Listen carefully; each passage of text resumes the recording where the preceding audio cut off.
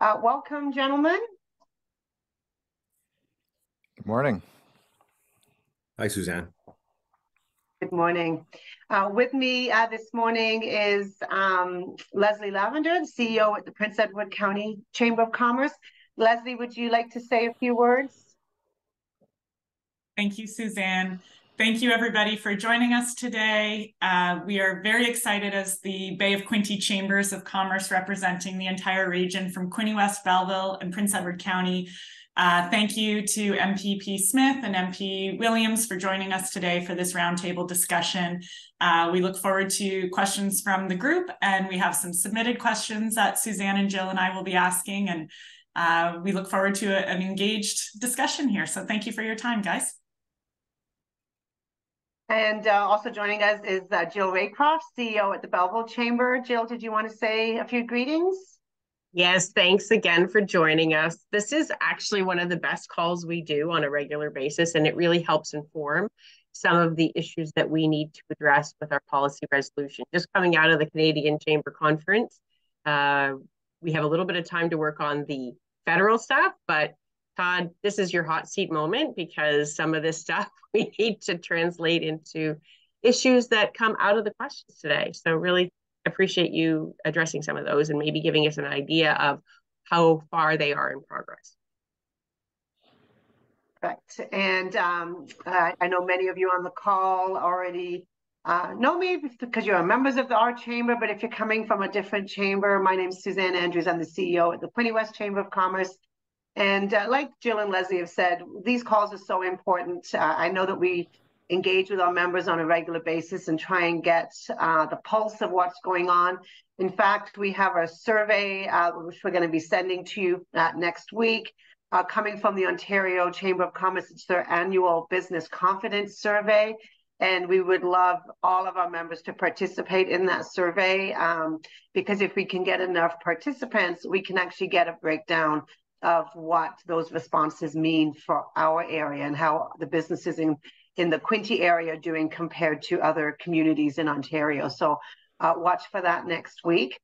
And we're going to start by asking MPP Todd Smith to give us an update on some of the issues that he's working on at the moment.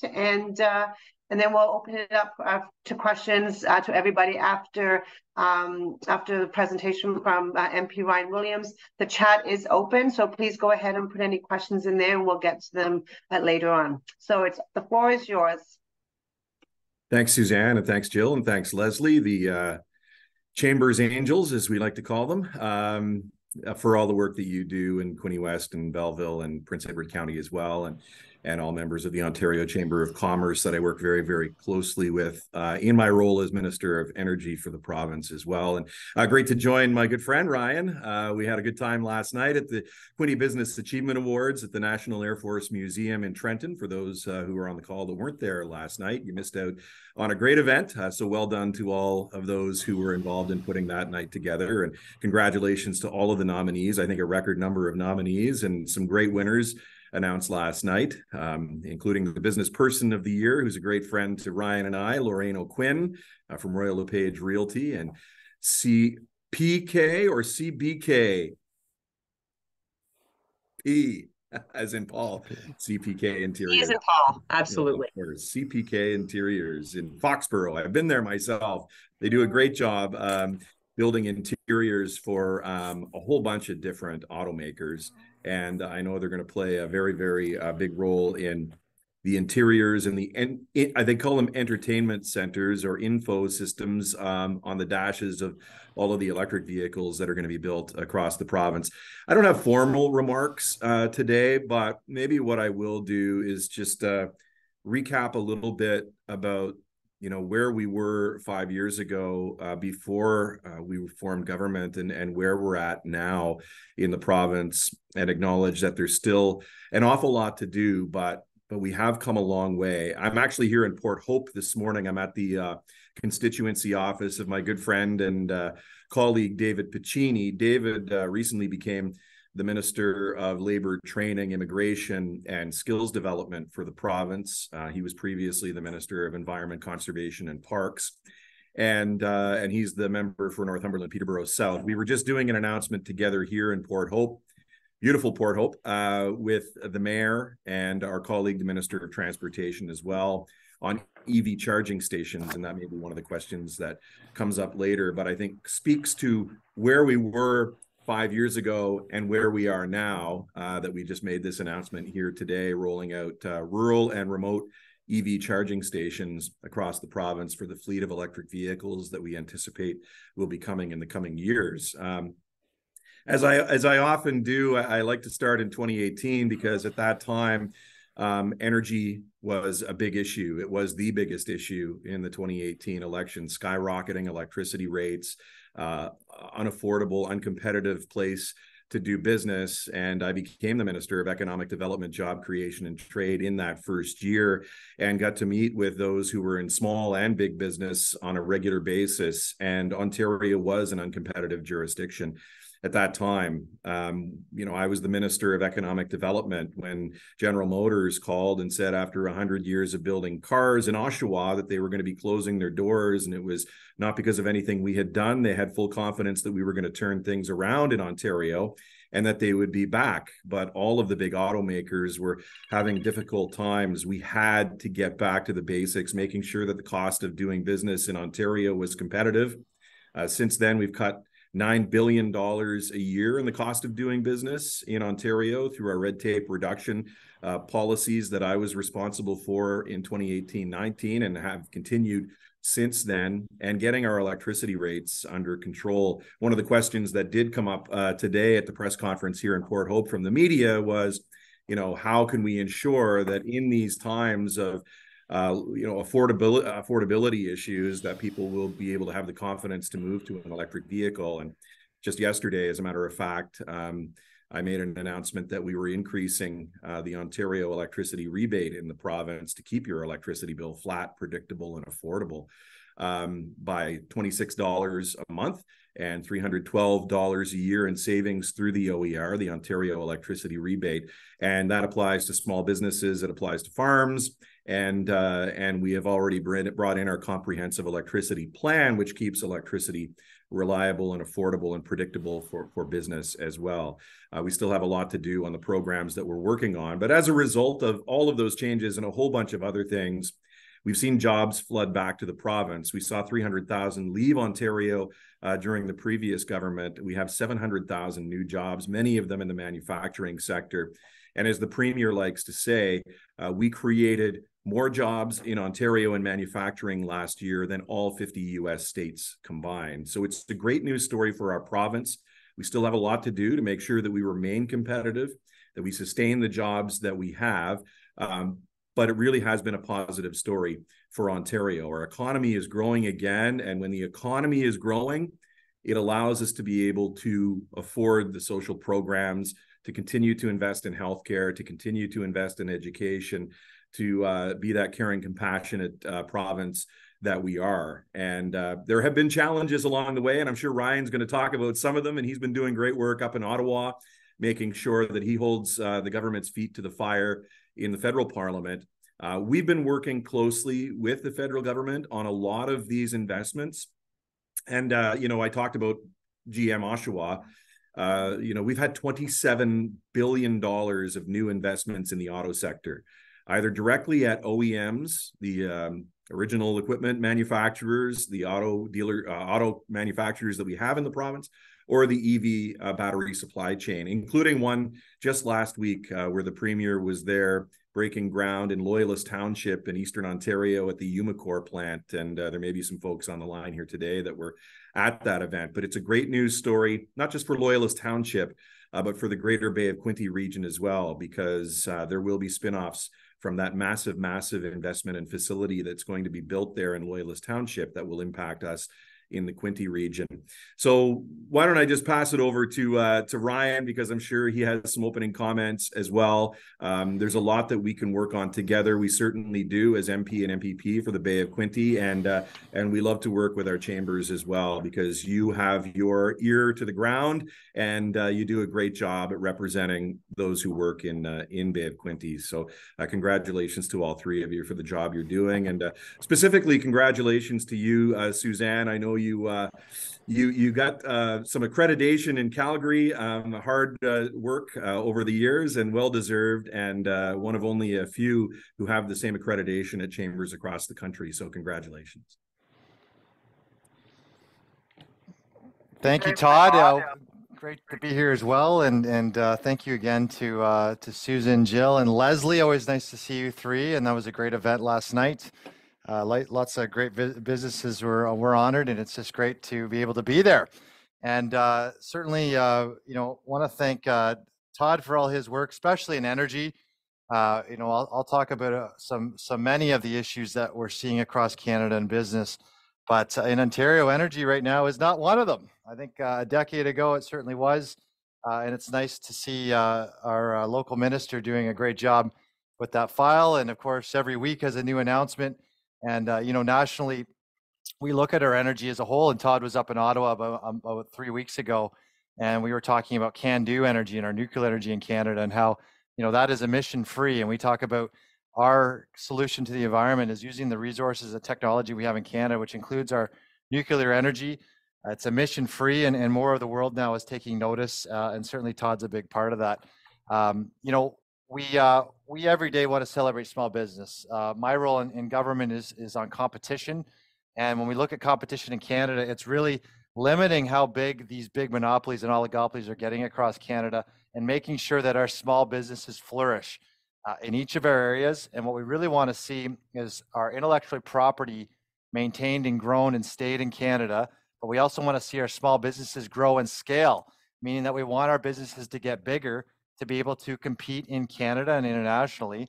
And that means that we have great Canadian paychecks being created, and we have great Canadian business owners who are doing extremely well. And we're seeing that. A lot of those winners from last night, many of them are competing internationally. They're not only here in the region, but they're providing products that are sold outside of the region and into the US and otherwise. When we look at our international trade that we need to do in Canada, we have to include our small businesses all over. And part of course, one of our great industries, I see Mike Hewitt's on the call. Here's our manufacturing sector in this region, our food processing sector, and of course, all of the tertiary businesses that go around that. And of course, we had a great announcement this week officially, although it's been the greatest secret ever kept for the last year or so, which is Amazon opening.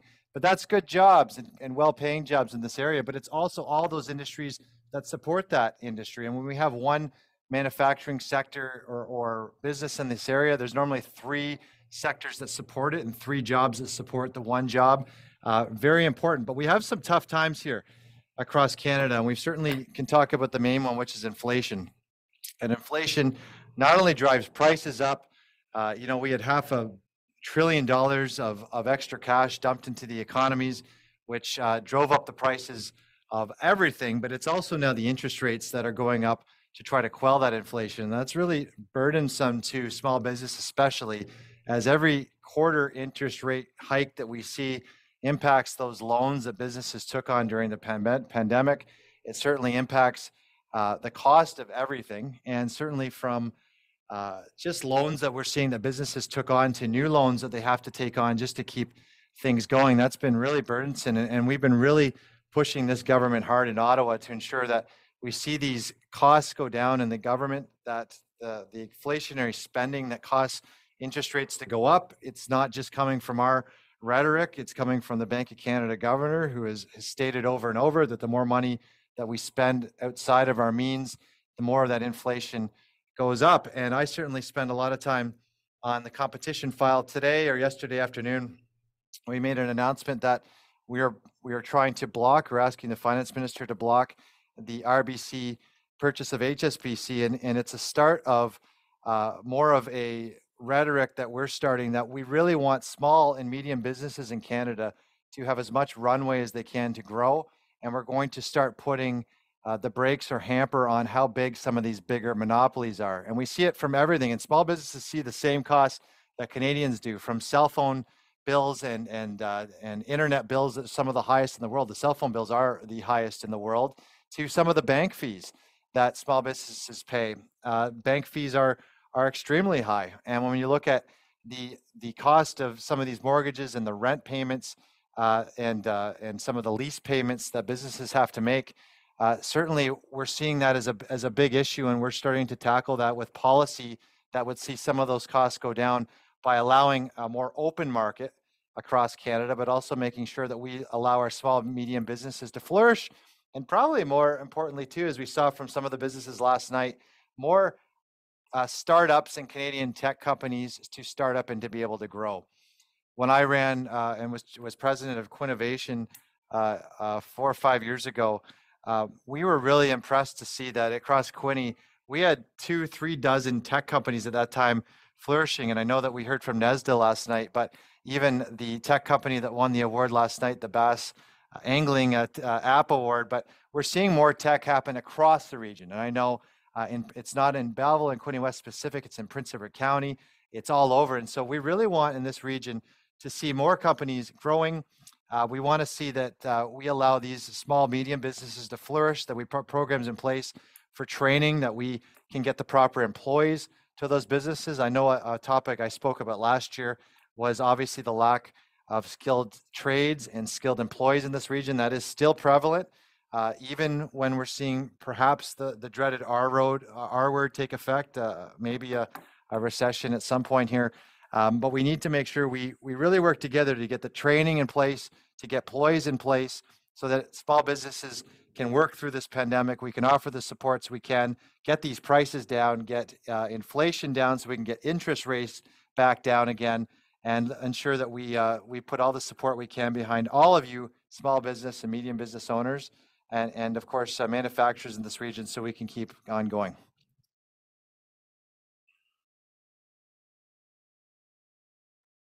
Great, thank you. We've lost Todd for a second. There he's back. Okay, wonderful. So Leslie, did you want to start the questions off this morning? Sure, I can. I do see that there is one in the chat window though, so I think that we should maybe address Saphir's question first if you want to do that. Yes, yeah, I can do that for sure. He's located here in Quinny West, and actually Saphir and I were talking already this morning. And, you know, I think Todd and Ryan, you would both know that it's a staffing agency, serves the Bay of Quinny, an automotive supplier hub hosting 3 Magna plants and 2 Hennen Systems plants with over 1,000 combined employees. Well, at Saab, they've had to personally furlough over 150 workers due to the UAW strike across the border. And I know that strike, I think, is in its 5th week, 36 days, I think it's been so far. Most of these individuals earn $20 an hour or less. The impact in Canada is severe. For every single UAW member on strike, at least 5 additional workers in the supply chain have been laid off. And that does impact our region because we do have a lot of those supports for the automotive industry here in the Quinte area. What specific actions are you doing to address the far-reaching consequences of this strike? I mean, I know the strike is based out of the US, but is there anything the Ontario government or the federal government is doing or should be doing to help bring a resolution to this?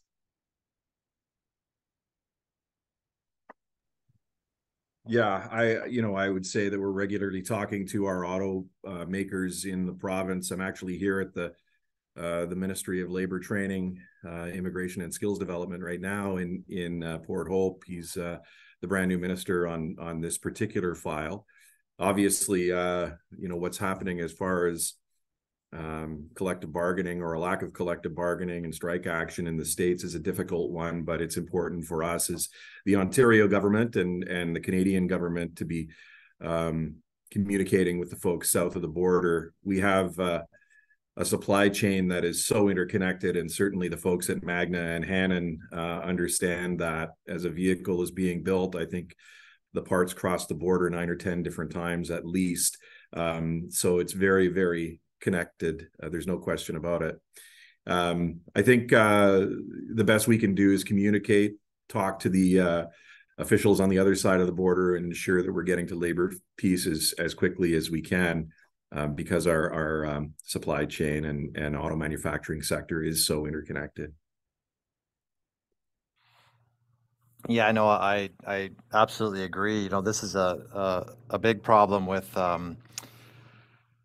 certainly labor across all the world right now. We're certainly seeing as inflation has come up, and we're seeing with the small businesses, the cost of everything goes up, and as the cost of everything goes up, then labor is asking for increases in wages. So we're seeing this everywhere. I know Ontario just did a minimum wage increase to address that issue, but certainly it does have an effect on businesses. This is again across the federal government, provincial to manufacturing sectors. So you know, we're asking to ensure that we get workers to the table, that we support workers, and at the same time we have to support the businesses. And it's a really difficult balance, but at the same time we need to get these workers back working. We need these workers, and certainly we want to make sure that we're finding fair balance to get these agreements done, and we're asking the government to make those decisions as quick as they can. We had the same issue federally about 6 months ago. It's going to happen quite often, so we have to make sure that we're fair to both sides, and that means also getting workers back to work.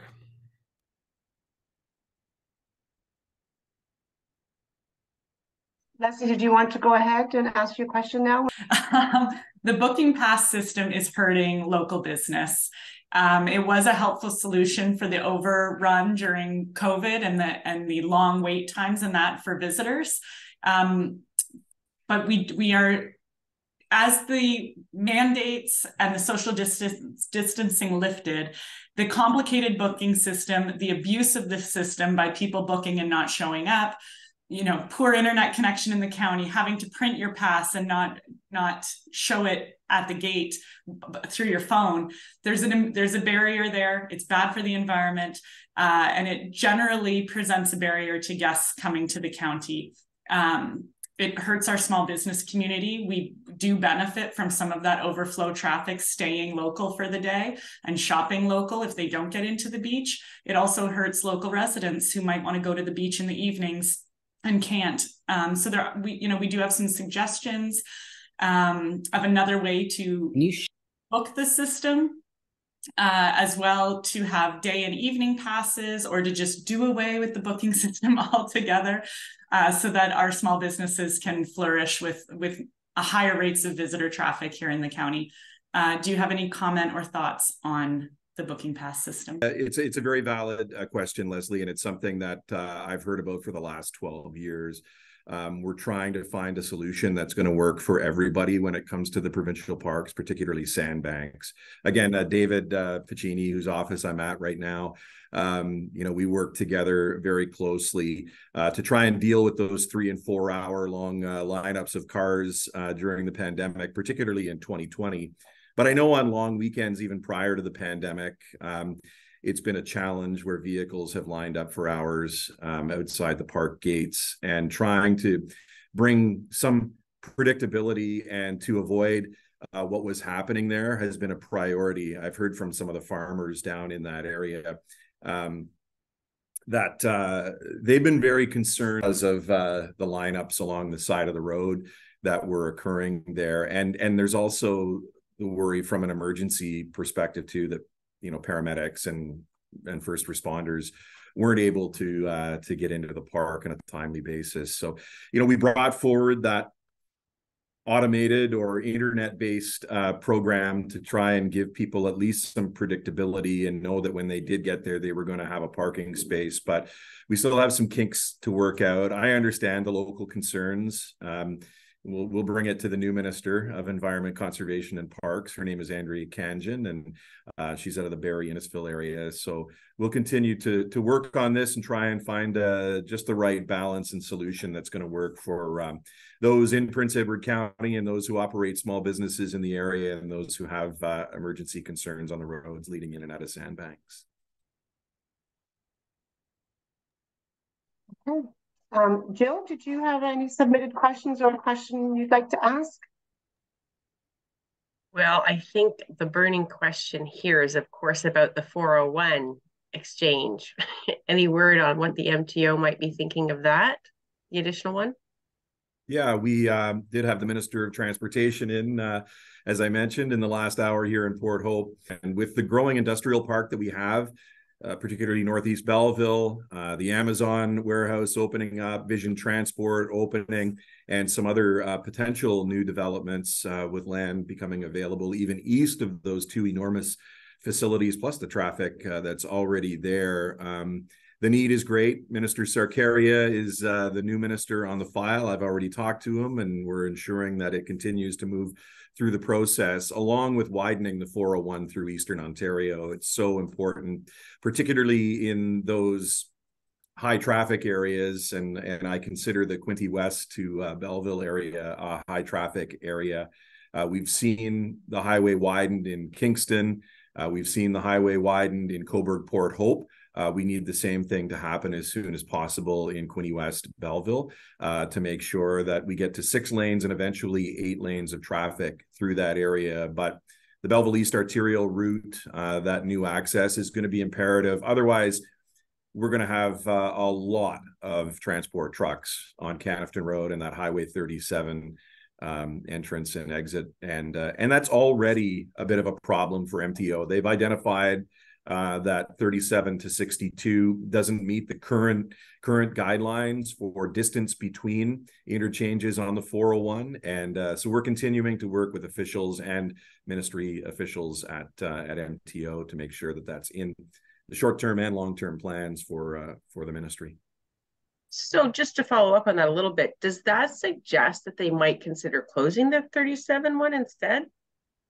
Well, there's been a couple of different things that have been planned there. One of them is actually, oh boy, it's hard to do this without a map in front of me, but you know the big turn as you're coming down 37 and it veers over towards the Moira River. What they're talking about is potentially straightening that out and bringing that down to the 401 and then having the east route come off there. Just because I believe, and I'm going off the top of my head here, but I believe under their current guidelines, there's supposed to be 2 kilometers between interchanges. And I believe in this case, it's less than a kilometer, 750 meters or something between the 62 and 37 entrances. So by straightening that out down by Black Diamond Cheese or Parmalat or whatever it's known as now, that will alleviate some of the pressure from having those interchanges too close together. But ultimately what we want to see is a far eastern interchange, one that will be benefiting the growing industrial park that we have in Belleville. I would be remiss if I did not mention the paving or repaving of Highway 49 here in the county while we're talking about roads. So I just want to make sure that we're keeping that top of mind as well for Prince Edward County and the need for financial support and urgency to the fixing of that road. Yeah, it's very much on the radar. The folks in Prince Edward County and the mayor in particular are doing a good job of making sure that that stays front and center, as I am at Queen's Park. What we've been really advocating for is another round of Ontario Canada Infrastructure Program funding. Or ISIP funding, Investing in Canada Infrastructure funding. The federal government and our government have been talking about potentially bringing forward a new infrastructure program. And I think they're still battling it out as to what the streams would be in that kind of a new funding program. But as far as I'm concerned, there are a couple of key projects in Bay of Quinte that would benefit from an ISIP program or an OSIF funding program that, and 49 would be high on the list for sure. So Todd, you talked about red tape reduction, and I know that that's been a really important issue for your government, and you've set some strong targets.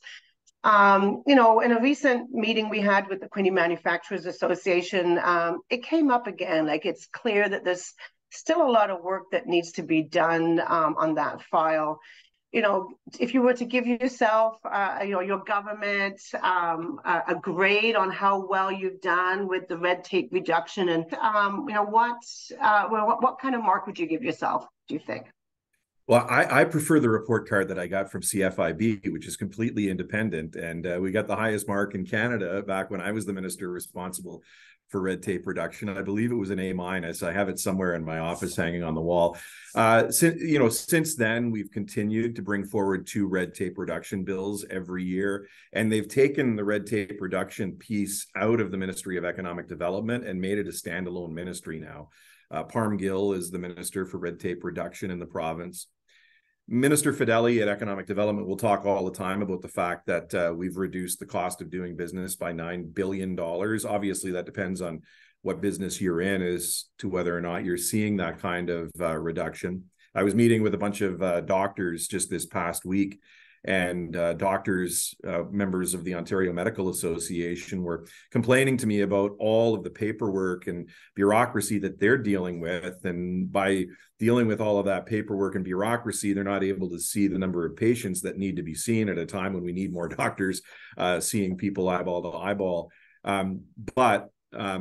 If there are those in our Quinte manufacturing sector who are on the line, and certainly the people that you and Mike Hewitt and Chris King and others are talking to, have ideas on where we can cut red tape. We have a ministry solely devoted to eliminating red tape and making the cost of doing business that much more affordable. So I know there's new bills coming all the time, and there may be one just around the corner. I think there was one that was just introduced this week, actually, in the legislature to continue to reduce red tape, because the size of the bureaucracy is enormous. It's not just at the provincial level; it's enormous at the federal level, and our municipalities have their own red tape that we could all do well to remove some of that barrier to doing business more efficiently. I think we've done 12 bills already on red tape, and a couple of them were in my name. So. And is there someone in particular who's looking at the file through that manufacturing lens, you know, because that they're still struggling, like, especially around equipment and in particular, the use of engineers and certain types of engineers that are needed for equipment that's just even coming from the US. And, you know, it's becoming very difficult. Like, that was what it came down to, like trying to get the equipment they need to compete on the world stage. Some of that equipment is not made in Canada, and getting it up and you know, online as soon as possible is really being held up by some of the red tape that's out there. So that might be an area for someone to take a really good look at, especially that use of machinery and getting it up and running. Yeah, the easiest thing to do for people out there would be to contact my office, and we'll get it to Parm Gill's office so they can take a look at it. There is an office, as I mentioned, that's devoted to eliminating that kind of red tape. You know, I recall a number of years ago, speaking of, you know, engineers and maybe over creeping into other jurisdictions, particularly in manufacturing, we had a great win that was a local win when it came to the industrial exception. And there may be some folks in the Quinte Manufacturing Association that will remember that. That would have hindered the cost of doing business significantly, or affected the cost of doing business significantly. And we were able to overcome that. And it was led by Quinte and Quinte Manufacturers. And that was when I was in opposition. So certainly as a government member, I'm more than happy to make sure that we're working together on reducing red tape for businesses. So please reach out to my office if you have new ideas on how we can do that. So there are some a question about Go Transit. Does anybody want to address? Do you think it was something that would ever come to this area? I know that we've talked about high-speed train between Toronto and Montreal. Do you think that that's something that is going to happen in the near future, or even in the next 10 years or so? Anybody got an answer? I know rail is sort of more of a federal area. but I think Go Transit is sort of provincial. So, you know, we're looking right now at Via Rail.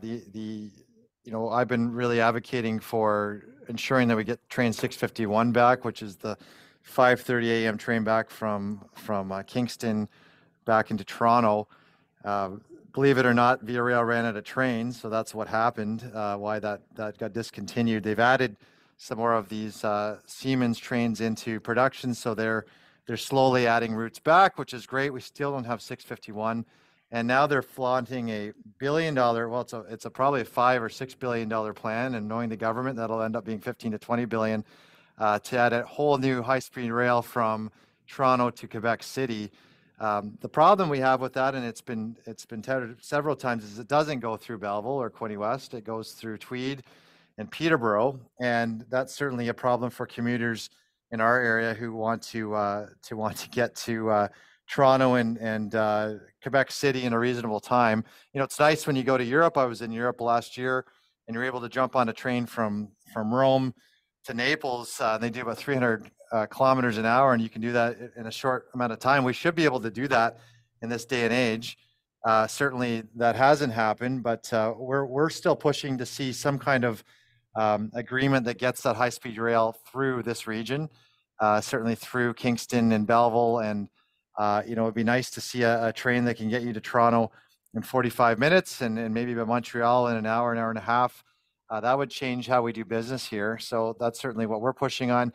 A GO train through this area, sure. I know if we can look at the infrastructure. The problem is CN Rail owns those railways, and they allow their freight traffic to have prominence in terms of order. And if anyone's taking a passenger train at all lately, it's not been always a great experience because those freight trains do take precedence, and your train can be stalled. But certainly pushing for more ways that we can find a transportation solution that gets people to Toronto and to Montreal, because it not only helps get residents here there, but it helps get us more residents because, you know, if there's a short trip, no one really likes to live in Toronto. They like to live here, and let's make it easier to get there.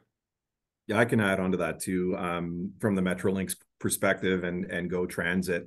I've been in active discussions with the previous minister. Again, we've had the change in the ministers at transportation, but Caroline Mulrooney, when she was there, was looking particularly at what Ryan was mentioning, you know, the CN rail line being available, particularly in the morning, because that train 651 has not come back due to the reasons that Ryan mentioned, a lack of rail cars being available or passenger cars being available. They're talking right now with the CN to try and determine where a run could start in the morning. It may not be Kingston, it may be Quinte West or Belleville, but it's something that we're actively looking at. And the other piece that we're looking at, while Go continues to extend beyond Oshawa, its easternmost limit right now, they've announced several plans to get into Bowmanville, into downtown Bowmanville, but also potentially to link in with Cobourg and Port Hope using Go Transit buses to get you to the Go station. And it would be interesting to do a survey, and perhaps it's something that could be run through the chambers locally as to what kind of interest there would be in having a Go Transit bus make a stop at Belleville or Trenton or both in the mornings or at multiple times during the day, and linking into the train station that's available in Oshawa to get you downtown. But there are plans right now to build Go Transit station additions in Bowmanville, and then continuing to move east. But we would like to make it available, especially with that line, that run in the morning. That was the run that, quite honestly, I would take quite often. I would pick it up in Belleville at 6:14 in the morning. You would be in downtown Toronto at 8:30 a.m., giving you lots of time to get to your office place or Queen's Park in my case. And we would love to get that back, because the earliest train now is an 8:30 departure, which gets you in at 10, which is a lot of good for those doing business. Maybe for you to get into your medical appointment if you have one later in the morning or early afternoon, but not great for doing business for certain. For Mr. Williams, I know this is federal, but I'm asking this question from a small media company to you as representing the House of Commons.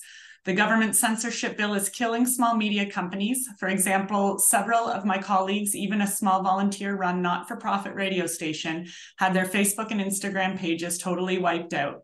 We've spent many years building followers and analytics to help sell advertising that keeps us in business. The takedown of people's pages they have spent years to build is having devastating effects on small media companies. Is there any end in sight to this issue? Or what are the next steps for small community radio? Even I know here in Prince Edward County, our county FM charity radio is suffering from this as well. Yeah, you know, we're fighting this as hard as we can in the House of Commons. This is the direct result of C11, which was the government's idea to force Meta, Facebook, which includes Instagram and other big conglomerates, to pay their fair share when it came to social media and news. And the problem with that, the unintended consequences, well, these guys are all big oligopolies and monopolies. They will just shut down the news for Canadian companies and ensure that they can't see it. Google's going to be next. They've threatened that further. And this was a major miscalculation by the government and what would happen when they did this. I think they followed the lead which they thought Australia did, and Australia succeeded in. The simple fact was Meta and Google were looking to get out of paid services. So they're not looking to share any revenues they have now. They were just going to let them go. And this was a miscalculation, a misfire by the government. So we fight it every day. It is absolutely detrimental to County FM, to Quinte News, to In Quinte. Every news publication here in this region is being affected, as are the big news publications in Canada. You can't get news from the Globe and Mail and CTV and anyone on social media right now. So, you know, when we have over 90+% of Canadians using social media every single day to get, and sometimes to get their news. Sometimes I say, you know, it's not maybe the best place, but when it's from trusted news sources, from local companies, but more importantly, those local companies that depend on that to make their money, to make their living, it's been absolutely egregious how this government has handled this. And I can assure you that every single day in that House of Commons, we are fighting this. I can tell you, one thing for sure, when a Conservative government is elected to government, we will scrap this on day one. It certainly does not help because we do not see an election tomorrow. However, we certainly are fighting this, and I think the government has a lot of pressure. The more pressure we can put on the government, the better. I commit to continue to work a little harder to put on pressure on behalf of these small companies. Good, great. Go ahead, Suzanne. I saw you were both started to talk at the same time. Go ahead. No, you go ahead. You've got a question around taxes and alcohol. You bet I do. I know I've met a number of times with both these guys on interprovincial trade barriers and beverage alcohol challenges. Today, specifically, my question is around how Ontario faces the highest craft beer taxes in Canada, nearly 8 times higher than those in Alberta. And having just returned from Alberta last week, you know, we did have some direct experience with some of those tax alleviations in Alberta. So we have 13 breweries in the county. There's even more throughout the Bay of Quinte region. Beverage alcohol tax across all categories, wine, beer, spirits, ciders, has been a topic the PEC Chamber has, and the entire network really has been tackling as long as I've been in my role. There are various reports and recommendations that have been shared with your respective offices and governments. How can we address the issue of taxation on beverage alcohol, Ontario craft breweries specifically paying the highest craft beer taxes in Canada right now? Well, I can start, and Ryan probably has some thoughts on it as well. I'm happy to say, and very, very proud to say, that we haven't raised taxes or fees since we formed the government in 2018. That doesn't necessarily help right now for craft brewers. We haven't increased taxes. The federal government has increased the taxes on craft brewers every year. We have not. However, having said that, the provincial portion of tax is significant, and it's something that you may recall that I've been working on since my days as an opposition member. I've tried to put 4 or 5 different finance ministers in a headlock and noogie them into submission on reducing taxes and burden for beverage alcohol. We commissioned a report, our government did in 2018-19, the Ken Hughes report, indicating and showing us that the best opportunity, or one of the biggest opportunities for economic development in rural Ontario, is the beverage alcohol sector. If we just cut the red tape, cut the taxes, cut the fees, we'll see significant job creation in places like Prince Edward County, Quinte West, and Belleville. And so we have our hands tied a bit by a master framework agreement that was signed by the previous government, particularly on beer with the big brewers. But there are a lot of sympathetic ears around our caucus and cabinet table at Queen's Park.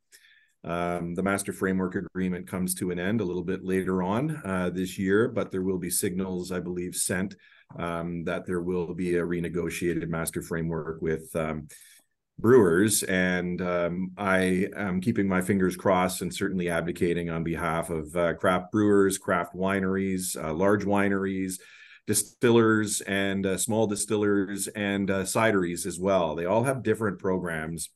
If we could just blow this up and start over again, that would be my choice. But it is a very convoluted, intertwined system where if you make a change for one, it's going to impact the other.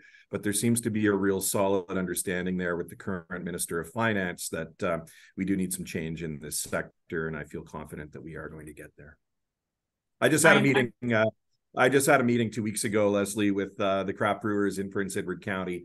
And certainly I know the pain that they're feeling right now. The interesting thing is, when I started my work back on this file with the Raise a Glass to Ontario Private Members Bill in 2014, there were 30 craft brewers in Ontario, 30, 9 years ago. Now there's 400. So there has been some success in startups for craft brewers, but there are new challenges as a result of that now, including a declining market share. While craft beer was going like this, it's now started to flatten, and that's just consumer demand a bit too. But certainly the tax structure that we have in Ontario is fair, particularly with other jurisdictions. Yeah, well, and volume and competitiveness with 400 definitely changes the landscape too. But it is, you know, I'm sure all three of us would be happy to sit with either one of you to discuss this further for the benefit of our business communities, because there are so many stats and data points and proof points on how beneficial it is to business growth, as MP Williams mentioned earlier, the growth of business, the growth of jobs. It's been proven in countless countries, other provinces, that when we reduce those taxes for beverage alcohol, those businesses are able to grow and boom. And it's, you know, mind-boggling still from an interprovincial trade barrier standpoint, when we have both of you from province and Fed on the call here right now, that, you know, I can buy wine from Italy, but I can't buy wine from BC within my own country, you know, or move it across a border and that. So there's just a lot of discussion, and I know we've talked about it and you've addressed a lot of it, but you do have three very willing Chamber of Commerce leads here that would be happy to tackle this issue on a deeper level with recommendations that we have already prepared. And just to add on to that, excise tax is something, you know, that I've been tackling. It's even worse than that. We found out only last week that there's a excise warehouse license that the federal government has been asking for, which makes these wineries store wine in a different location, much more red tape. It's absolutely ludicrous. We've been obviously looking to stall the excise tax as a whole. And I think, you know, I can just speak from the business side, and I was involved with Quinte Craft a while ago, which brought all, you know, which is great. We're at one point the largest craft beer and cider region in all of Canada. I don't know if anyone knew that, with almost 20 cideries and breweries and makers. We are that. So, you know, Niagara has the larger of Ontario, but we are the larger of both, and that's pretty impressive. So, you know, the hardest part is getting the local wine beer to local consumers. Certainly, I know that Ontario's locked because of Kathleen Wynne into a beer store agreement until 2025, I think it is, Todd. But certainly, I know that I've heard that Todd's fighting for that, and I know that the Premier was looking to alleviate that. That's one of the things to change too, is to help get more product to local consumers, as all local businesses want to do. Certainly, I'm going to be now starting fight soon. It's on my file right now, is to get after this excise, a separate warehouse tax. It's just too much bureaucracy. We're the government that's against bureaucracy, getting more products sold and getting costs down so businesses can just get their product out the door. We've only got a couple minutes left. Jill, did you want to ask the question that's in the chat about housing? Sure. I don't know, Ryan, are you able to see the chat? Yes, yeah. Yes, okay. I did see if it. You want so to address that one, that would be great. Yeah, so the big thing with housing right now, and certainly I know that Todd's looking at that too. There's a couple things, and yeah, the problem right now, the biggest problem perhaps in this region is we've stopped building homes because of the slowdown, because of higher interest rates, which is really problematic. Certainly as the government, my focus right now on the banking sector is to ensure that we can find as much openness to the sector as possible to see mortgage rates and products, mortgage rates go down, products go up. At the same time, we really need, we've talked earlier, probably the second biggest issue is the shortage of labor. Even if our home builders wanted to build as many homes as they could, they just don't have the labor to do that. So the land, the regulations themselves is also a big problem. We need, I think at the end of the day, for small business, we need workers, which means we need places for workers to go. And more importantly, we need affordable housing for workers. So we have to look at a lot of different solutions that fast tracks that development of affordable housing.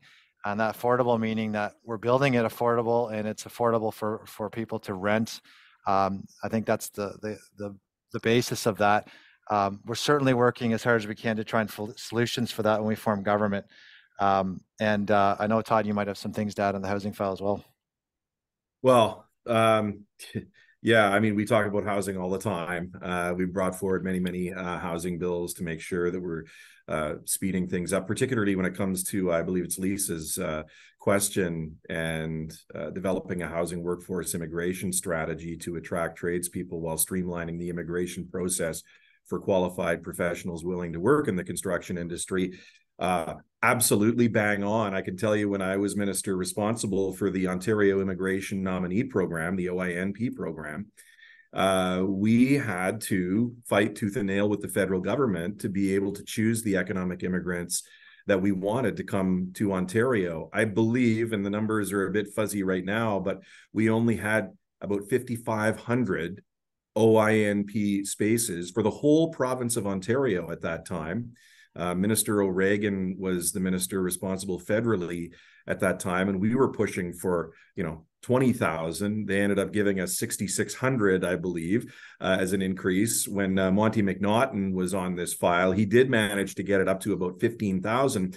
But still, when you look at the number of immigrants that are coming into Canada every year, and many of them, the majority of them, are choosing to live in Ontario, we need to have more control as a province over labor and immigration and economic immigration. For the reasons that you've outlined, Lisa, we need people that can come in here and fill the jobs that we need, those that can work in construction to build the houses that we need, and we need more say in that.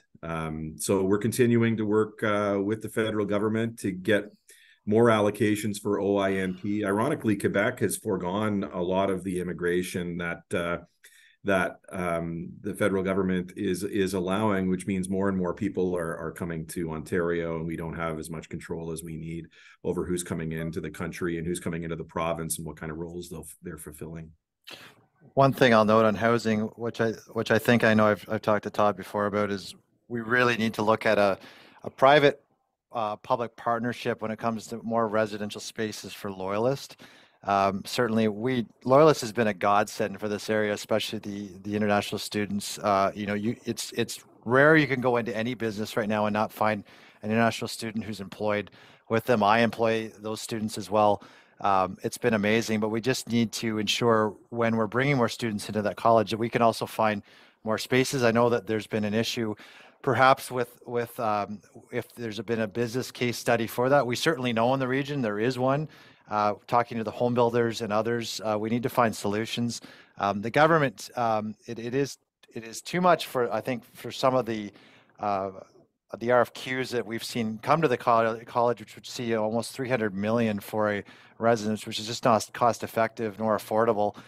We need to see that we work probably with local builders and with the government in different forms to get that happening. And when I was on the Belleville, the downtown Belleville, or the Belleville Economic Development Board, we talked about looking at a downtown residence, different, maybe a couple of them, so we can find ways to create more spaces, and that might be something that we can do in the short term. Well, we have run out of time. We can fill an hour pretty easily, can't we, chatting about the issues that we have in the region. There was a couple of questions in the chat we didn't get to, one around using high schools in the special high schools major to help with some building. And there's also one about, some priorities that are for the region and what businesses can do to help with those priorities. But maybe we'll follow up by email with you guys and get those answers out to those that have asked it, because I know we have a hard stop at 12 o'clock. You guys are busy and you have places to be. So thank you from the Quinte West Chamber of Commerce, and on behalf of all of our members that have joined us today and that we will share the recording with later, I want to thank you. And I don't know, Leslie and Jill, did you want one last comment before we go? Just my thanks and gratitude again for your time. We've done this so many times with you guys, and you're so generous with your time throughout COVID and throughout all of the different times throughout the years with Bay of Quinte Chambers. So thank you for that. Cheers. Cheers. Have a great day, everyone.